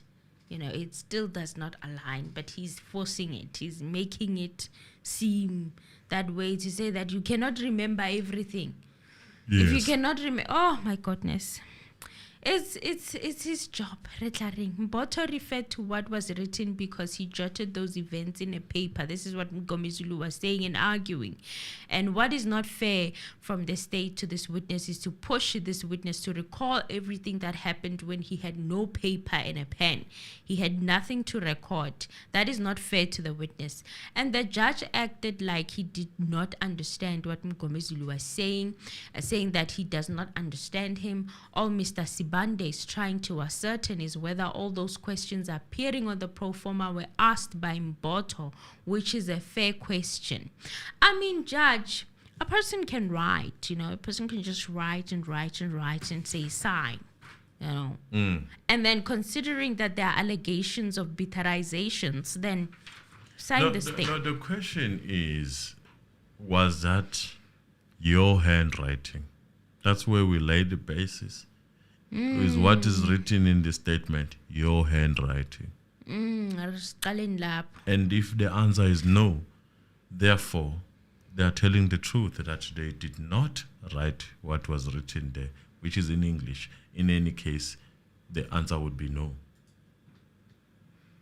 Yep. I feel like confessions you should write yourself. And also confessions, they should be easy to come by. Yes, they should be easy to come by if you confessed. Why are we canvassing this road? Why are we in this road now? If you confessed, then you will confess, even when you are questioned right now in the trial. There's no even, basically one can argue that if there is a confession, there is little time that should be spent on the trial, within a trial. And people should be willing to actually go forth and give that testimony. Remember Uyene Mkhwetjana's case? Apparently also the guy confessed. And remember how fast the trial. The trial was fast. It yes, was quick because he admitted guilty. Yes, he never went to the court now and changed his story. They got a confession out of it. Straightforward. It was straightforward. For Within 2 weeks, the case was police closed. group of people that seemingly are followed by people who are confessing, most of the time when they deal with people, it should be easier. Their cases should not be contested most of the time. It should be a direct confession and then wait for that judgment. Then Gomezulu said the only question that he can recall, and the judge said, no, now you are giving evidence. And Gomezulu said, my lord, my point is that my colleague is going through all the questions on the pro forma. According to Sibanda, he says that Mbotho asked those questions, and that's a fair question. And Gomezulu said, but how can he recall if he says, and then the judge said, I don't know, I'm not the accused. But then it also brings to the question of here, Mbotho, the police officers came prepared. Everyone was testifying on their own statements. Okay. And now these statements are being shoved down on the accused throats while the accused never as got the gospel an opportunity. truth. Yes. As the gospel truth. They the manner never in got which an they are opportunity to record themselves, their version of events and the story, because at the time that all of this was happening, they were not given a pen or a paper. You understand? So Mgomezulu then said it's not fair to him, and the judge said no, it's fair, sir. This form was tabled in this court and there are questions that he traversed with the accused. I mean, this is very interesting to think that even Abu Mokhani were feeling paralyzed without anything to testify with. That was paper in front of them, and now yeah, that's a funny thing that the so-called testimony and whatnot. I was surprised that the guy does not even have a paper of what is being asked about. But the people that were here to testify, your Brigadier Gininda, they couldn't speak without their papers in front of them. Yes. They couldn't. The they guy couldn't recall. Is simple speaking from his head. The accused is right and entitled to deny all that Mbotho said, according to the prosecutor, what the prosecutor traversed, those questions. Okay? We can all see where this is going, but it is what it is, guys. Let us ride the wave, Yeah. The judge then said what was not traversed is the essence of the statement, whether that statement was actually made or whatever. If it was made, whether it is admissible or not, I don't know, he said. Then Sibanda then said, do you recall if there were any promises made to you by any person if you should make a statement? Mshololo stood to say that the accused can be cleared to, can it be cleared to the witness? The questioning, the line of, I had also a problem with the line of questioning. The line of questioning, it was as if we are redoing this thing again. And the answers, therefore, should be of what is happening in court now. And that's where the confusion was with Muzi. Muzi was simple saying that, be clear. Are you saying that that's what Mbotho said? And the guy was asking the questions without saying or referring to that, to say, this is what Mbotho said. He asked you. He was saying,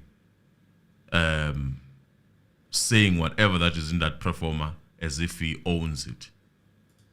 Sibanda then blamed the interpreter for not including that in the interpretation. And Ubab Jonas said that he included it, he was not having it. Nyamaz. He fights for himself. Then Sibiya responded and said, the question I was asked by Mbotho, I do not remember, but the question that the prosecutor is asking me, reading them from top to bottom, and Mbotho never asked me those questions. Sibanda repeated the question again. Jonas asked for the pro forma to be brought closer, It was a struggle. But Jonas, God bless his heart, he was asking that Sibiya also has access to that profile.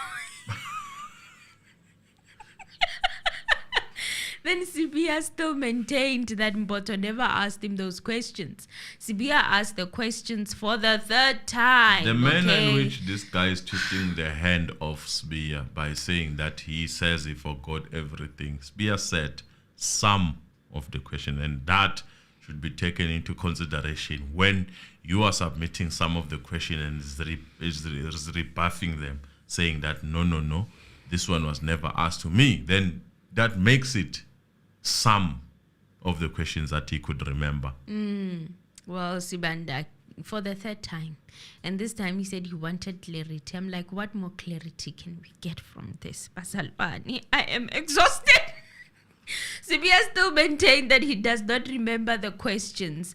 Mbotho asked him, however, the questions in that pro forma, Mbotho never asked him. Sibanda wanted Sibiya to tell him the questions that Mbotho asked, that Sibiya said he could not remember.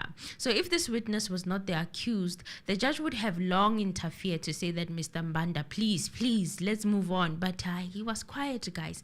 And what he did was to repeat Sibiya's evidence to Sibanda. And Sibanda still repeated the question. The question you were asked by Mbotho, you still don't remember them. And Sibiya said, just like I said, that some of the questions I was asked by Mbotho, I don't remember. But the one I remember is what I know about Senzo's death. That one I do remember. He asked me that one. And that's after I exposed my hands as well to show the signs where I had been hurt on my wrists. And I showed him that I was hurt, and he asked me, you are hurt? Well, you are hurt this way, you know? That's what Mbotho said. He expressed shock, according to Muzi Sibiya. Then Sibanda then said, those are the questions he asked. And Sibiya said, Mbotho asked a lot of questions, but those are the ones that I remember. The other ones I don't remember. He had nowhere to write, unlike Bo Gininda and Mbotho and everyone else. He did not have a pen and a paper, so I don't understand how Sibanda expects him to remember every single question that he was asked. You know? Then Sibanda read one of the questions from Colonel Mbotho's pro forma, and the question read, have you at any time in the past made a statement to any person concerning this incident? And Sibiya said no. In that pro forma, okay, Sibiya said no, Mbotho never asked him that question. And he read another question again. It was, were you arrested? And Sibiya said, he never asked that question. Sibanda said, and your response was that, and I quote, I was arrested in Tembisa while standing on the street. Isn't this interesting? In this pro forma of Mbotho, he was arrested standing on the street, how it was written. We're not saying that Sibiya is the one who gave this information, but that is the information that was written on Mbotho's statement. And that's what, who's this? Who was testifying, who arrested him? He said he was in a shop, right? They were in a shop. Then Sibiya said he never answered him like that. Sibanda said, and your response was that you were arrested on the 30th of May during the day and you do not remember the time. And Sibiya said he never answered that question. Sibanda said, do you know what time you were arrested? And Sibiya said, yes, just before 1 o'clock in the afternoon. Sibanda then said, he asked, do you have any injuries sustained? If so, and when were they sustained? And Sibiya said that he never asked him that question. He noticed his hands when they were bleeding. Sibanda then scored his own goal, and they said, yes, in both arms. I have marks due to the handcuffs. They were very tight, reading from that statement. So this is to even say that Mbotho was not completely honest about the injuries that he noticed on Muzi while he was testifying in the court, because it was written on that pro forma. He wrote it on that pro forma, and how he placed it is also quite interesting, because it says here, yes, in both arms I have marks due to handcuffs. They were very tight. No, you cannot get marks from handcuffs just being tied. You can also get them if you are aggressively, like, pushed and aggressively grabbed with those handcuffs. They cause damage if they are tied. They cause even more damage. So for him, how his choice of words and how he chose to write it is quite interesting, to say that they were very tight. That's the reason why there are those marks on his wrists. He's already giving a reason without being asked. And Sibiya said he never answered him like that. You saw yesterday, you heard yesterday rather, how he was testifying about how he was laying on the ground and they would grab him by the handcuffs.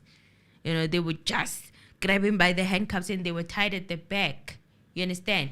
If Sibiya, let's say he gave this performer or answered these performer questions, then you would have expected him to elaborate, to be more like, these injuries are caused because you have handcuffed me at the back and you keep lifting me every time from the ground using these handcuffs. Do you understand what I'm saying? But it's very interesting. It's just the one sentence. It was like someone was in a hurry to finish. Then Sibanda then said, are you telling this court that Mbotho, out of his free will, he decided to answer this question in this particular fashion? And Sibiya said, I cannot answer for Mbotho. I'm also here to answer questions pertaining to me. Consistently dealing with questions without being invasive, and consistently saying, I will not answer for anyone else, but I will tell my story. Yes, I will say my side of the story. Sibanda said Sibiya never challenged this, what Mbotho wrote on that pro forma. Advocate Mnisi rose to say that he thought that this was an unfair question.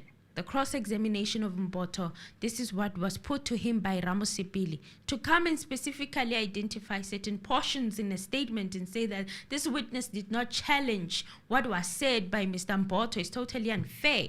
And Sibanda said that the witness can elect not to answer the question. And the judge said that they are saying it was never framed that way by Mr. Ramusipili, and Sibanda said it is a fair question. And the judge asked him to rephrase the question if he wanted to still continue with the question. Sibanda said no. Well, he kind of abandoned it and he said he will get back to the question. Now, do you see how the disturbance that happened on the defense when they were cross-examining affect your line of questioning? Look at how that one sweated.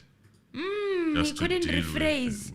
I'm like, rephrase the question. We are waiting. Why are you not rephrasing the question? Then he said, are you now telling this court that whatever I've been putting to you so far as the questions that Mbotho was putting to you was not done on the 30th of May 2020? And Sibiya said the questions asked by the prosecutor were not asked. Sibanda said the document was already prepared by Mbotho when he approached you. Mnisi stood to object that is an unfair question to the witness. And Sibanda said, are you telling me all the assault was only for you to sign? And Sibiya said, in Tembisa, they assaulted me and asked me about the death of Senzo Meyiwa. I said, I know nothing about the death of Senzo Meyiwa. In Vosloorus, they continued to assault me and ask me about the death of Senzo Meyiwa. And in Soweto, they also assaulted me and asked me about the death of Senzo Meyiwa. In Vosloorus, they continued to assault me and ask me about the death of Senzo Meyiwa. They also assaulted me and asked me about, the death of Senzo Meyiwa. Sibanda said, do you recall placing a signature on the documents by Mbotho? And Sibiya said, yes, I remember. Sibanda then said, and initialing the pages. And Sibiya said, I did mention I can't remember if I initialed the pages. Then Sibanda said, did you inform Mbotho that you were assaulted in Tembisa and Vosloorus? Then Sibiya said, I informed him that since my arrest, I was assaulted and asked what I know about Senzo Meyiwa's death. Sibanda said, I'm interested as to when this happened. Sibanda then came back to say, a few minutes ago, you told this court, you said to Mbotho, you were assaulted in Tembisa and Vosloorus. Sibiya said, I said that from my arrest, I was being assaulted, but I never mentioned any place. Sibanda then said, "Are you the way telling this guy is paying attention to how these questions are asked?" Let me just tell you one thing about these guys. They might not be educated, maybe. Yeah. But they're from villages. In villages, we have what we called kangaroo court with the kings and whatnot.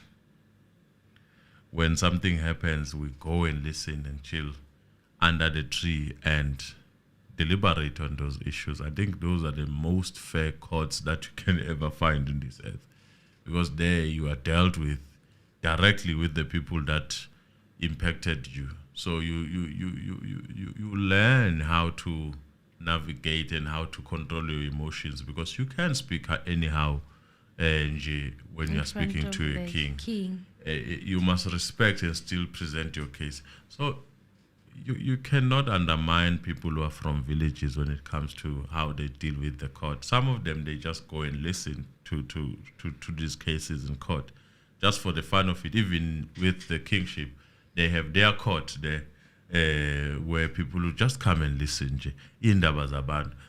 But that helps you to actually craft your defense properly and how to deal with the issues. It's not something that is new per se, that you are in that stand now that you have to explain yourself. They are probably used to that. That's interesting. So you guys have court cases?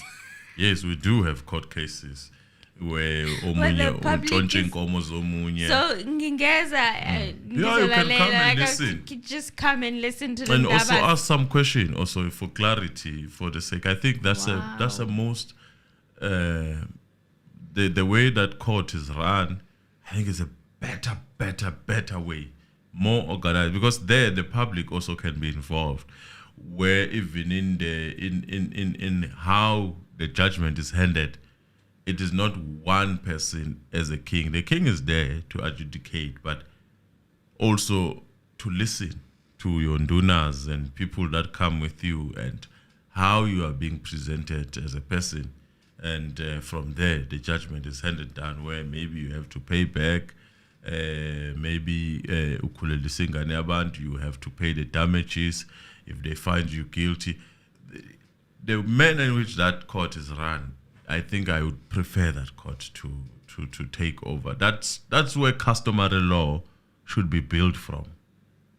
I even remember some people were saying that the cases of GBV don't happen rapidly and in huge numbers in villages like that, where there's actually a court process where you go and report to the nduna or the king whenever you having domestic problems or you're having that kind of situation, because they deal with them in those. No, you are dealt with.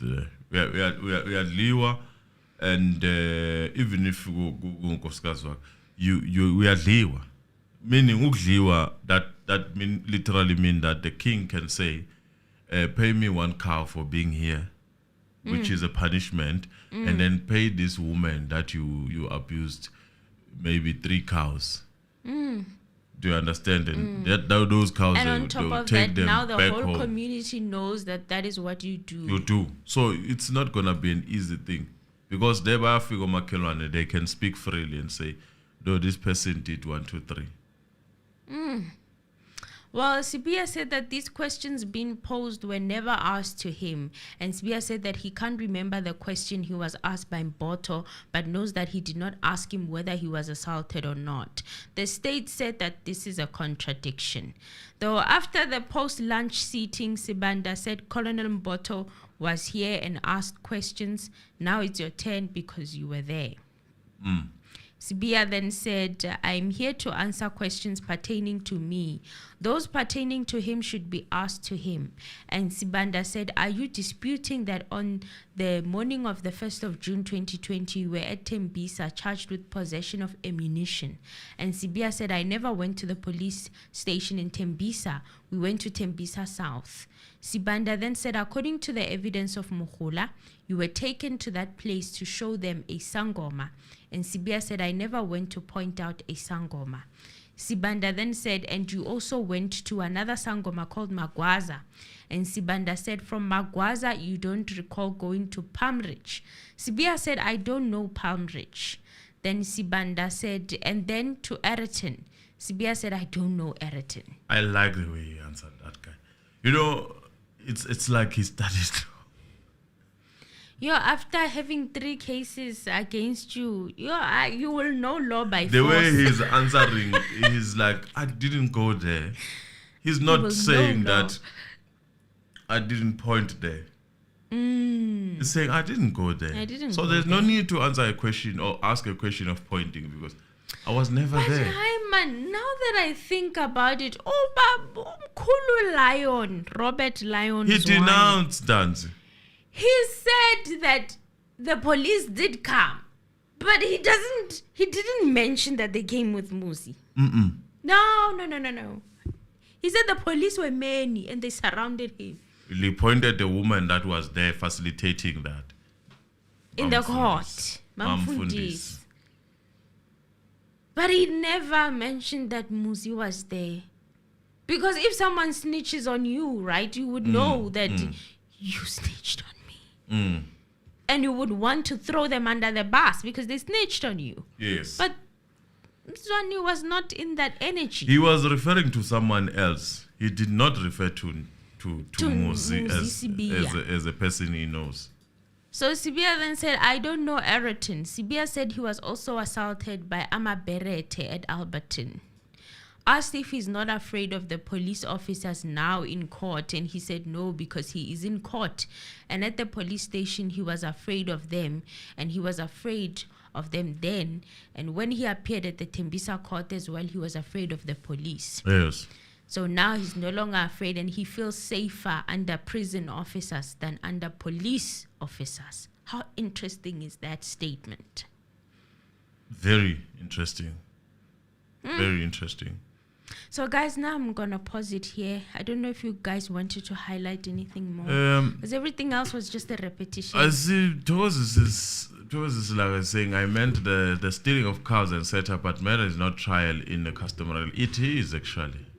Murders are trial in a customary law. And then, yes, eventually there comes the police and whatnot. But the issues of people fighting and maybe taking each other's life, such cases are there.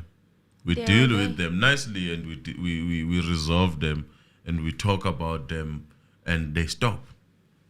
And they stopped happening. Yeah, there they deal with everything. And obviously, eventually, the so-called... All I'm trying to say is that there the truth comes out. There the solution is proper. Obviously, they cannot arrest. They have to call the police. But the solution there is proper.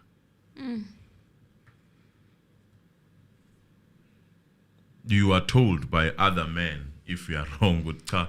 Therefore, lapha ngathi uphambukile impela la uphambukile impela kumele uthi udliwe inkosi kumele ukudle lapha you didn't do well. They are there listening. They are there listening. I'm not against it now, honestly speaking.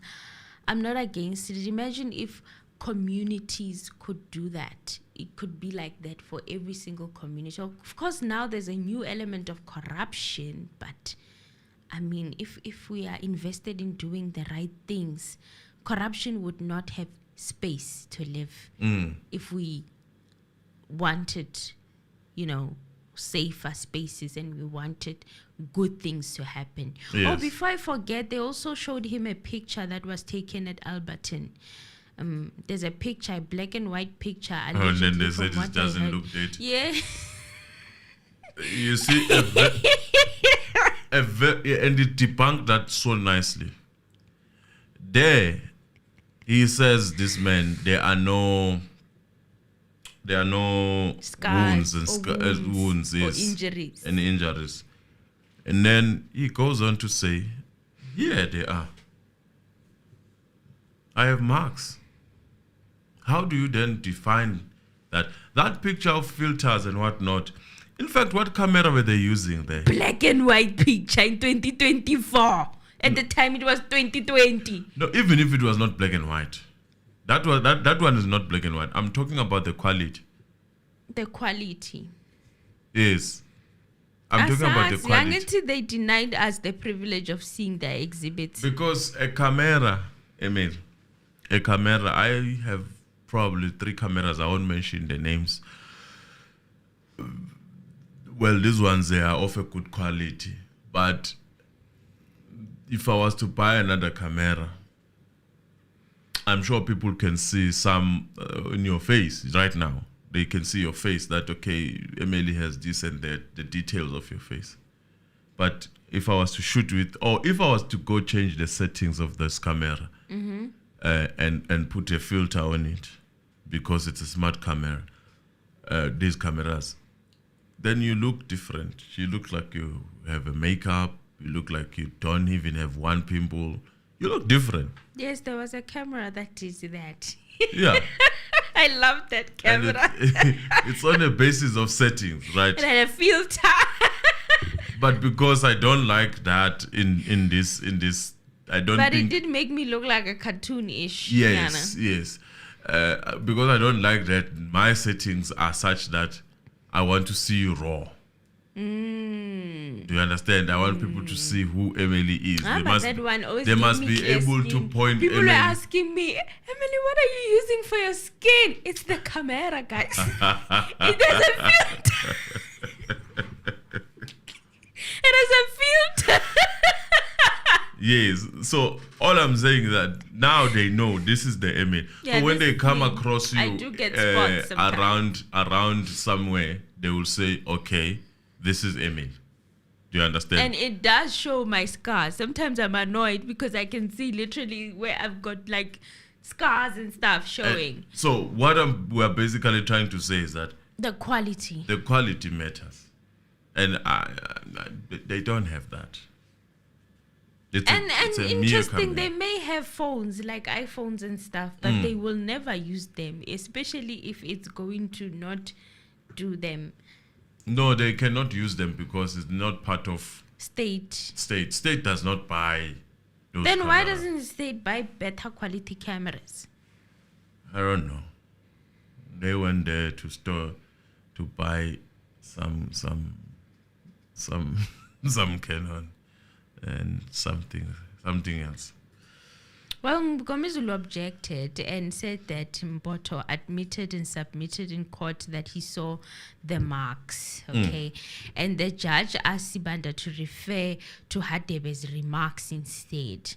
Well, he did ask that question and frame it to be like, did Hadebe see those marks? And Sibiya said Hadebe never asked him if he was, siding with the police that abused him. He said to him, Hadebe he was siding more with the police that abused him. So he would never have shown him, or Hadebe was not concerned about whether he was injured or not, according to Sibiya, Yeah, and Sibiya also said that he never directed the driver during the times of the pointing out of where to go. He never gave them directions, okay, of the pointing out at the Foslorus. Remember how they were testifying, the police, that Sibiya was pointing and showing them the entrance there at the Foslorus and the supermarket there, and he went and pointed out at the Spaza house. Pointing,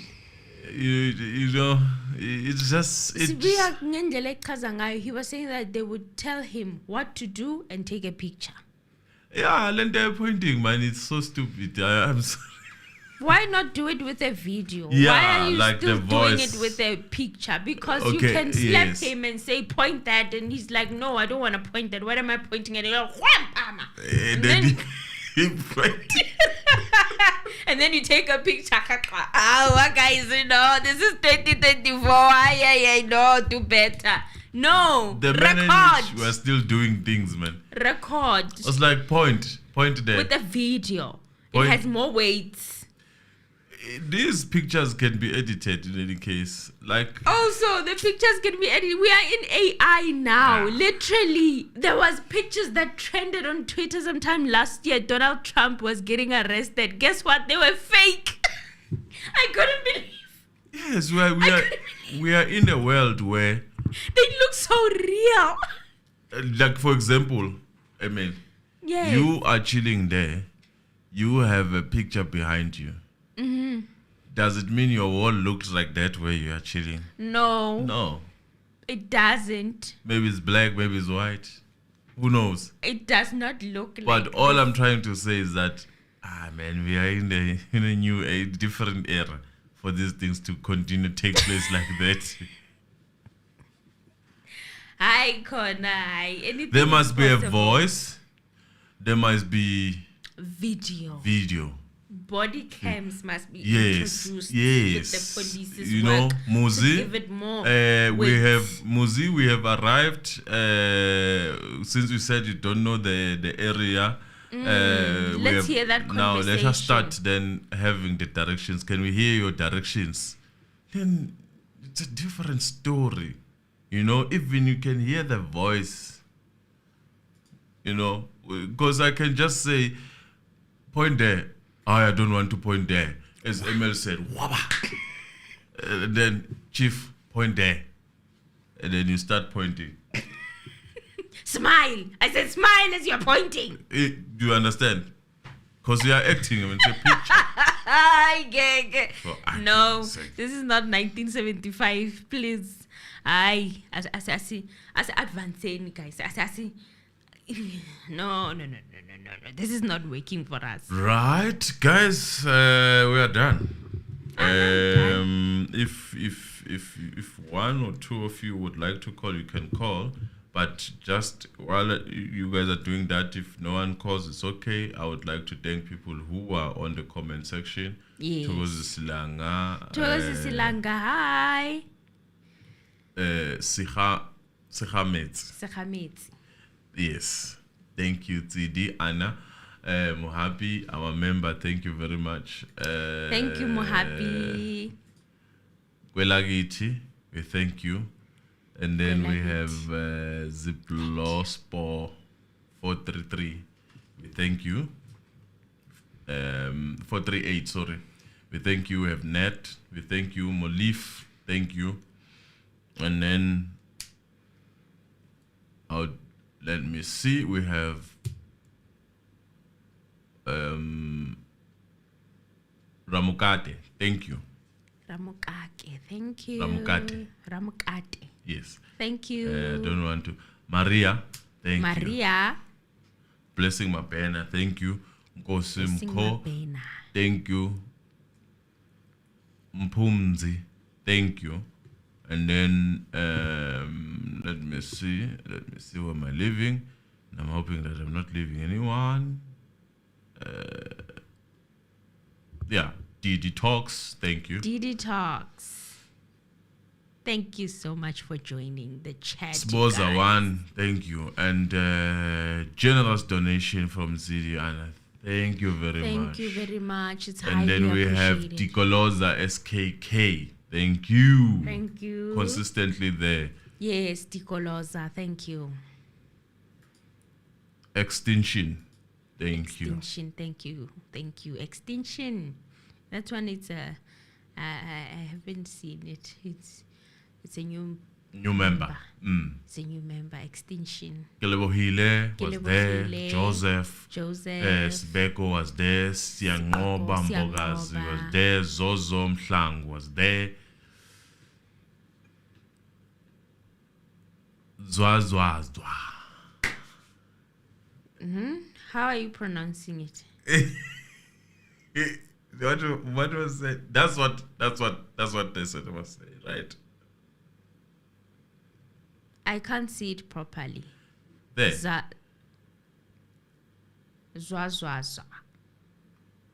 Is it three? Because I see Z, V, A.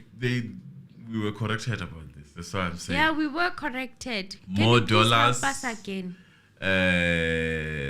Does this? In fact, Zaza is part of the members. Yes, Siviwe Siviwe, thank you. And then, yeah. Hey, other names, I want to call them. But you are scared of butchering Look them. at this one. Can you slight it a bit? Look at this one. Ngazama mina. Mami Tia. Okay. Yes. Ntlanhla Yethu. Eunice. Oh, that's a nice name. Salima. That's a nice name. Ntlanhla Yethu. Salim. Oh, Salima. Salim. Hey.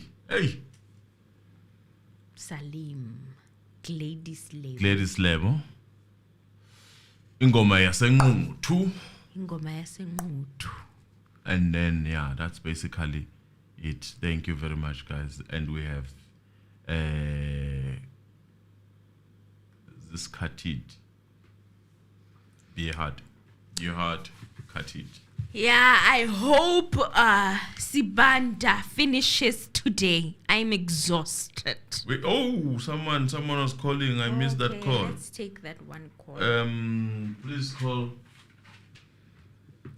Ndikhathele uSibanda. uSibanda ubuza imbuzo efanayo eyodwa kaningi.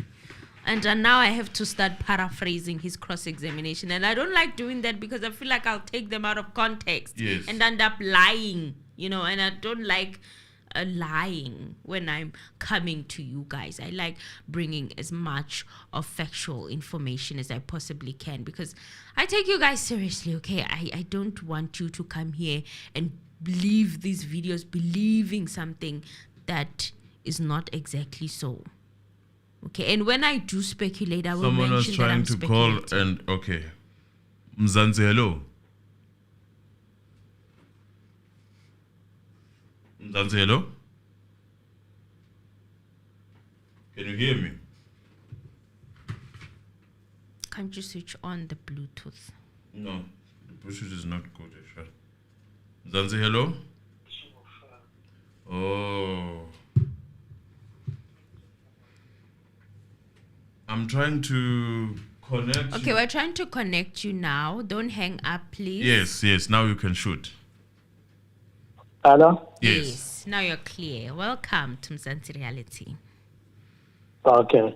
I want to contribute on the issue where Emily was saying the judge did not use law when he set Ramsipile down. Mm-hmm. Yeah.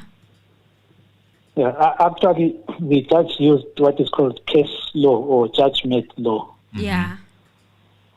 Yeah, that law is actually widely used in courts. It's the most used law. Mm-hmm. They are like laws are ranked in this way. There are acts of parliament. Yeah. Like your section 217 for the taking of confessions and so on. Mm-hmm. Mm-hmm. And then you also have your bylaws for regulating councils. Mm-hmm. Okay. And then your case law. So case law like your R versus Requet. Yeah. Okay. Yeah, those are the laws that actually are mostly used in court.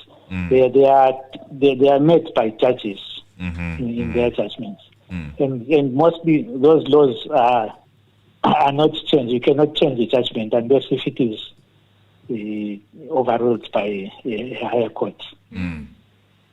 Okay. So you can have a law that was made, a judgment law or case law that was made in 1960, and apply it to today in a similar case in a case with similar conditions, like similar circumstances, similar facts. Yes. You can apply it today. Yes.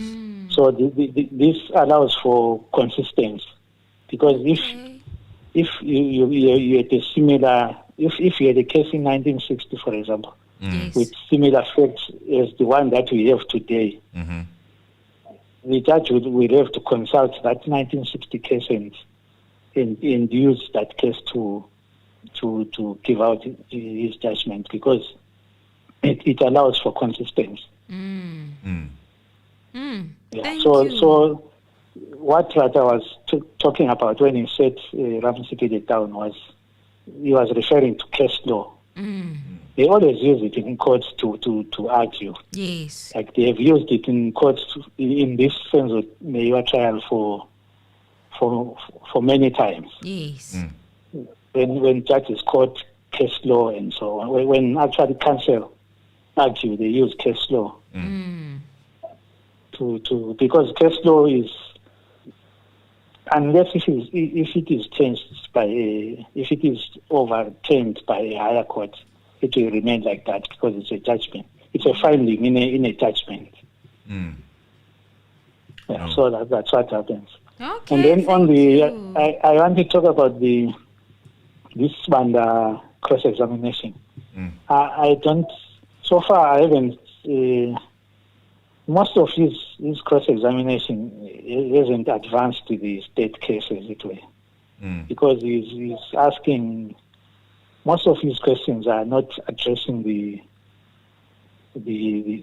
three elements of that the state must prove, the three elements of Section 217, because the child within a child is the essence of it is to prove that confessions were made freely and voluntarily in one's sober senses and without undue influence. Yes. So whatever questions that he should be asking should seek to prove that all those elements were present when those guys took a confession. Yes. Otherwise, this thing of asking about bringing in another case, in Tembisa case, that's not helpful because it's not part of this. That's why the judge told him that I don't know the facts of that case, so it's not relevant. So most of his questions, like on Tuesday, most of his questions were not helping his case. He was just excited by the cameras. Like on Monday, we saw him holding a camera like a musician or something like that, or holding a mic like a musician. From time to time, he would be clinging on the mic. I think maybe it's his first time on TV, I don't know, but he was just too excited. Very, very excited. The guy is very excited. Yeah, I mean, most of his questions so far are not relevant to. Some of them are on goals, like when he asks whether it was number one or number two after Sibiya was beaten.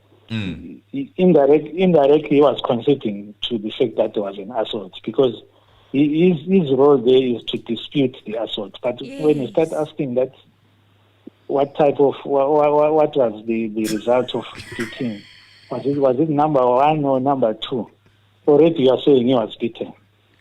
Oh my goodness, and it felt like that. Yes, it felt like that. I'm like, why is he throwing the state under the bus? These questions, where are they going? Yeah, he was actually leading this. He was actually scoring an encore. Because if you ask, he's supposed to deny that Muzi was beaten, but now he's busy with number two. After you were beating, was it number one or number two? So, thank you. Anyway, thank you very much for that clarity. Thank you also for schooling us here. Yes. Yeah. Okay, thanks. Good night. Thank you. I think this would be a summary call. Yeah, this one, it just summarized it up for me, especially the stuff that I was wondering about, like this whole case law, but he unpacked it so well. Now I understand it, I get it. You use case laws to make your arguments, unless if the judgment becomes overruled by a higher court. Yes. Yeah, so I guess Judge Rata will bring them coming. You know, they will keep coming. The defense must also get case laws that support what they want to do. Well, we're done. Yeah, we're done for the day, guys.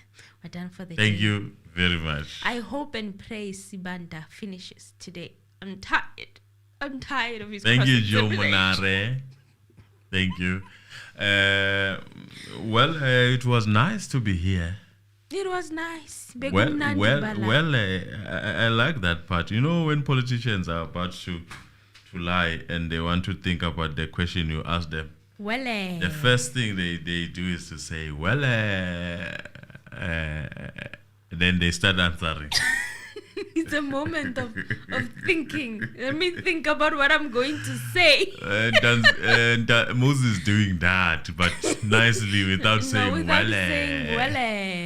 But he listens. He listens very well. He's a good listener. Yeah, in my opinion. And he answers. His answer. Some of the answers are like a catch. Did you instead of asking, did you go to Forslaw? He would say, then where did you point? And then you say, but I was never there. I didn't point, therefore. I was never there. No, thank you very much, guys. It's a bye from us.